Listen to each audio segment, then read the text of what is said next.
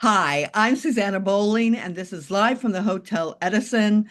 Times Square Chronicles presents Zoom Style. Did you know that the last week of June is Sex Addiction Awareness Week? We are with somebody today who has not only written a book called Worn, Weathered, Worthy: The Journey to What Lies Beneath. She is doing a compulsive sexual behavior disorder conference to help people with sex addiction. She also runs an organization called Lit Path, which helps make specialized trauma informed therapy more financially accessible. We're with Tamara Dowling. Tamara, hi. How are you? Hi, I'm doing really good. Thanks for having me. You're welcome. Tell me how you got involved in fighting for sex addiction. It is so many things that people fight for in their life. It came from my own story. It's also the reason I wrote the book and those different types of things. Um, this is really the biggest addiction that nobody's talking about. For me, it happened. I was on the other side of the world in India, and a friend of mine called me on the phone and said, "Hey, I know you're on the other side of the world, but just thought you'd want to know that your husband is having an affair with my wife." And I was just, I mean, I had been married to my husband for 8 years at that point. But I was sure that was not like he had something wrong. Like that wasn't our life. Um, and and and that's really the way this goes for most of the people affected. It's the partners like myself really don't know that this is occurring, that it's happening. There's great effort taken in trying to hide everything that's going on, right? And that's part of the addiction and how all of that is managed. So it's really traumatizing. They actually call it partner betrayal trauma is the term for what happens to the partner out of all this because it's really like your life just gets flipped upside down. And my husband and I spent well, first of all, we created the organization Lit Path, which is a nonprofit organization, and we want to create, space for people to be able to get access to specialized mental health care.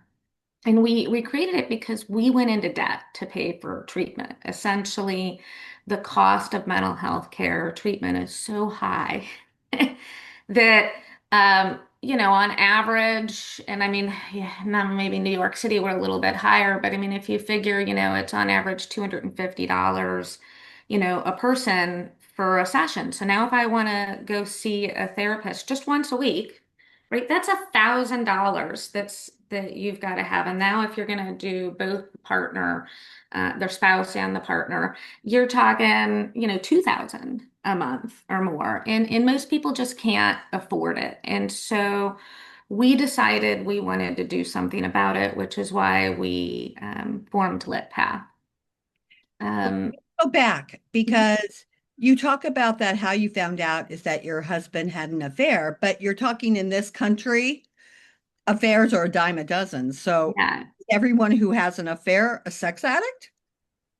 No, that's definitely not how that would go. Sex addiction is a term that is more broadly used, right? But most places are calling it CSBD, which is the compulsive sexual behavioral disorder. And there's also now problematic porn use or problematic pornographic use, PPU, are the two main, let's say, clinical terms that are being used right now to describe it. And basically, what it comes down to is a compulsion, meaning the difference between somebody who has an affair and a person who has this as an addiction problem is that they're unable to stop themselves. They want to stop, right? I don't want to, keep cheating on my wife, or I don't want to have these other affairs, or I don't want to look at porn for 10 hours a day. And they physically try to stop, like they'll set, time frames for themselves to stop. So that's one of them, right? So they try to stop. They also continue to do the activity regardless of negative consequences, meaning people might lose their job or different things like that, and they will still continue to do it, right? So there are big differences, right? And it's not just like everybody who cheats on their partner can be like, "Oh, honey, I'm a sex addict. It's not really my fault," right? So absolutely not. Although some people who cheat are also sex addicts. So I would probably phrase it that way. If I'm not mistaken, it's the second addiction in the world. Yeah, so actually that I would say was true. And then I went and I did some research over the weekend in preparation to talk to you. And turns out in November there was a new metadata study that was done and published that says it's now the first. So Oh, it's wow. 13%. Now it's 13% of the global population is struggling with either CSBD or PPU. So, I mean, that's a huge percentage, and it now puts it at the largest addiction, out Over there. And it's, alcohol, over pot. yeah, exactly. So alcohol actually went down this last year. It used to be 10.2 or 4%, now went down to 9.7%. So even between sex addiction at 13% now and alcohol, which is used to be the largest addiction most recently, is now 9.7. And then cannabis or, pot right below that is 7.1.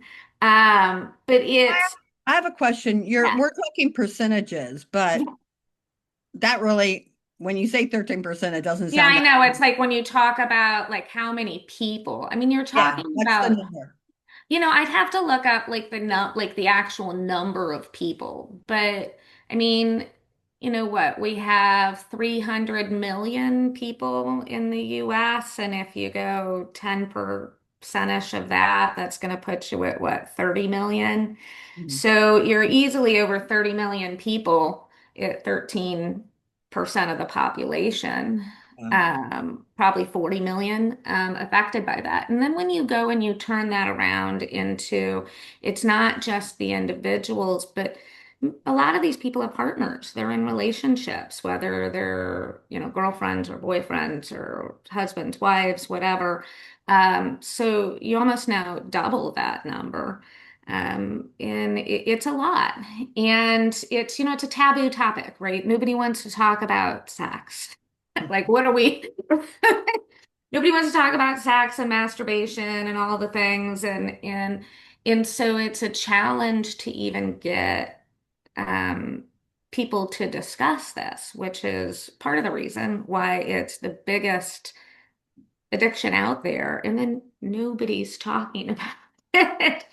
I Um, think I think in friend groups, people talk about it a lot. oh, absolutely. Yeah. But I think when it comes to a global topic on TV or podcasts or articles, not really. And Mhm. it's why is it so taboo? It's something that we're naturally born with.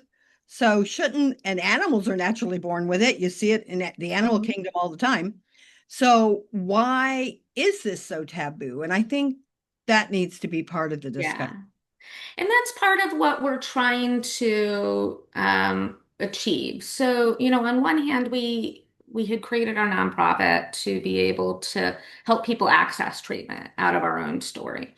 Through that process, I realized, there's not enough people telling their stories. So there's books and things that are very clinical in nature.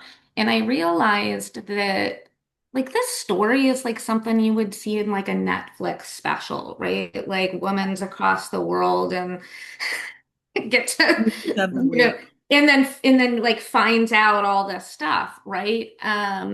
And I mean, not to spoil all the stuff in my book, but I mean, I found out that my husband had been having affairs for not just that one person, but probably at least seven or eight other ones over the previous 8 years in our marriage, meaning the whole time all of this stuff was going on, right? Um, and so that in of itself is just a story, right? And I thought to myself, people don't know what this is really like. So I chose to write a book about it. And I told it really from not from a clinical perspective, because I'm not a clinician, I'm just a person who's been impacted.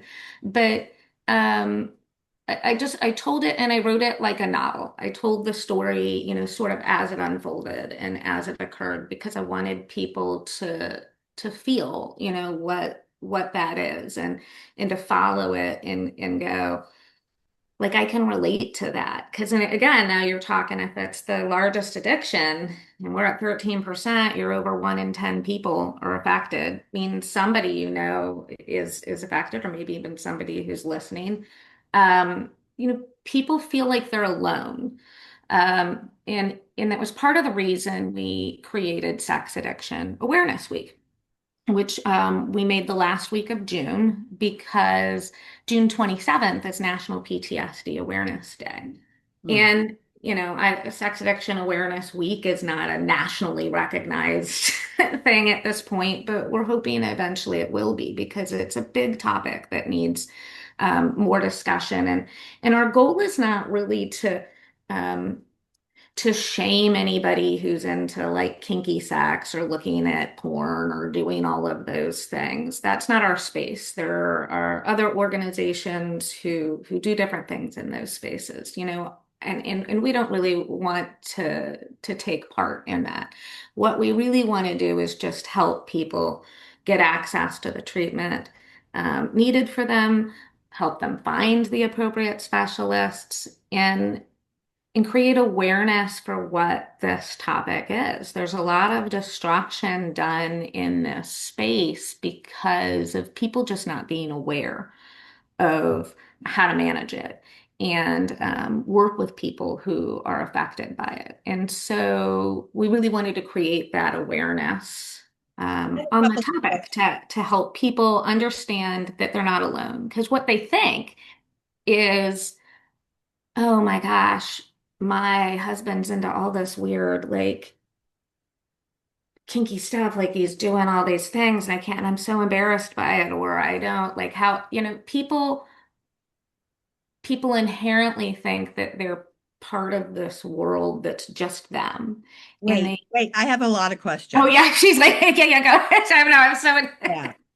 How much does guilt play a part of this in the addict's uh, persona? I mean, are they more like they erase that part of themselves, or where does guilt fall into this? so guilt is huge, right? So I mean I'm not a clinician, so I don't want to speak to all of the patterns and how all of that stuff works. But at the end of the day, the guilt is a huge portion of this. Most of the people who are sex addicts, um, or have problematic porn use or CSBD. I mean, what the really is happening at the end of the day is it's what I would call a safety blanket, right? Like at the end of the day, they don't know how to cope. They have abnormal coping mechanisms with stressors and different things in their life, and that's how they do it, right? They'll go to that is a soother to like calm myself. So stress happens, some sort of thing happens, then I'm gonna go to addiction, and then after that, I'm gonna feel really, really guilty about it. And there's a huge amount of shame that goes into that that can sometimes start that whole cycle again. So And actually, people who have this addiction, there's a very high um, suicide rate. among people with sex addiction because of the great deal of shame associated with it. And that shame is higher than most other addictions because it's tied to sex, which we also then don't want to talk about because it's taboo and those types of things. So yeah, absolutely huge, huge part that shame plays in. So, does shame and guilt become also an addiction? It's almost like, okay, I did this, now I've got this, and it becomes something that is very comfortable.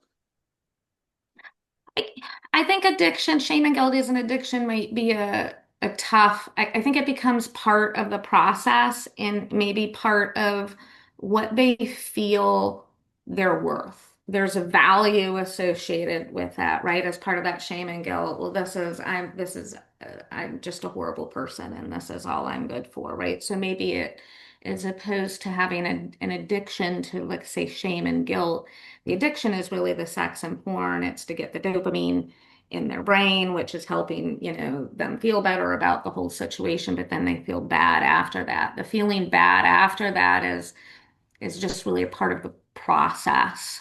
I would think rather than addiction itself. In dealing with your husband and dealing with your situation, how did his feeling of hurting you? Did he get that he was hurting you? So this is a good question. I don't think he grasped it, right? So let's take a step back. Sex addiction, in and of itself, is also referred to as an intimacy disorder. It means that I'm not capable of having intimate relationships. And intimate may, to most people, you think sex is just intimacy, but Right. intimacy is way more than that, right? It's being able to share who you are and connect with people, and be wholly open in discussion with people. And so there's an inability to be intimate with anybody in their life. And so that means I kind of keep people at arm's length. Like I might be gregarious and super fun to be around, but nobody really knows me as a what my dreams are and what I what I think about and what I struggle with, right? Um, and so why do I say all that? Why do I talk about the intimacy piece of that?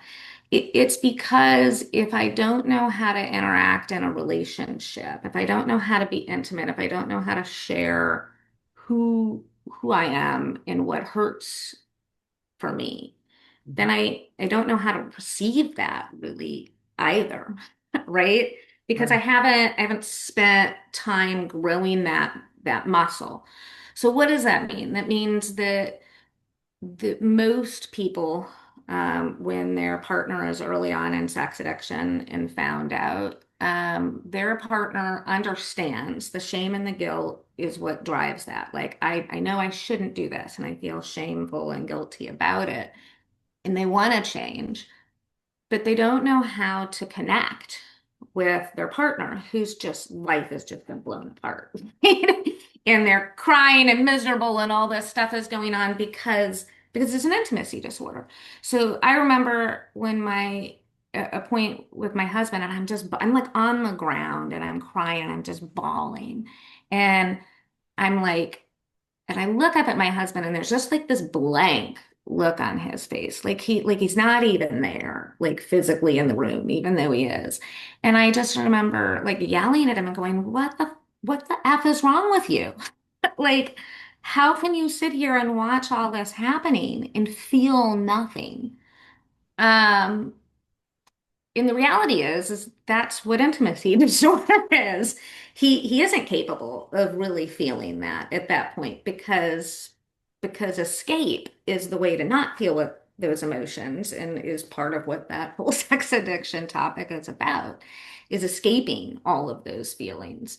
Um, so while yes, in the beginning, most of them I- they just don't feel the same way, right? They feel shame. They feel um, It's very me. embarrassed, right? But they don't feel connected to their partner in that moment. And it's almost like an out of body experience where you're looking at this going, how can this be? Like, how is this the person I know?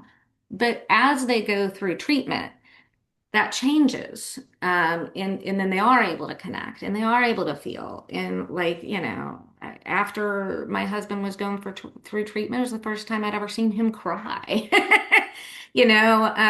or connect really. And so there's something beautiful that happens on the other side of that when they start to really work through treatment and start to learn to become an intimate person in a relationship.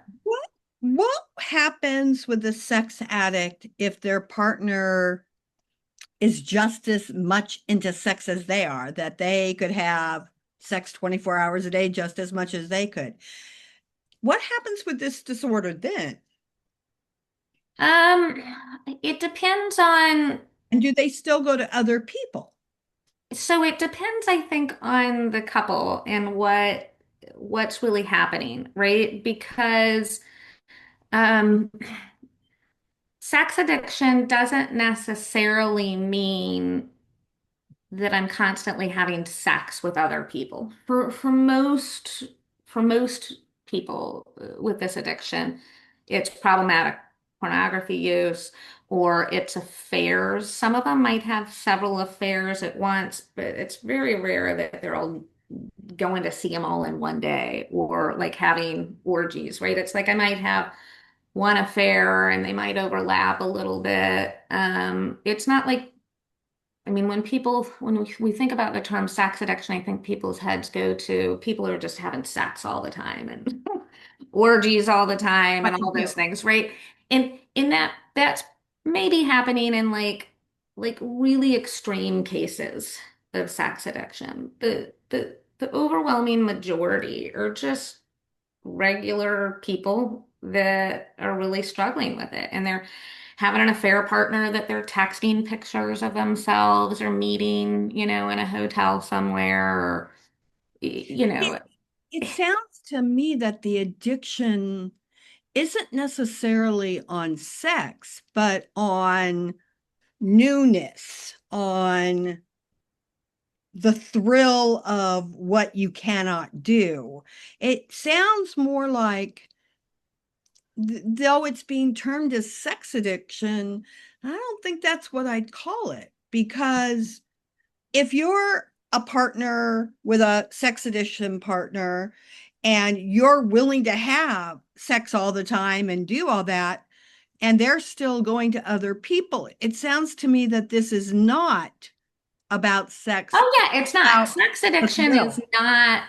Sex addiction is not about sex because if you think about it, and this is the great paradox in my mind, people who have healthy sexual relationships know that or feel that sex is intimacy, right? It's connecting, right, with a person. Yeah, I In think that's the addiction, the lack of intimacy addiction.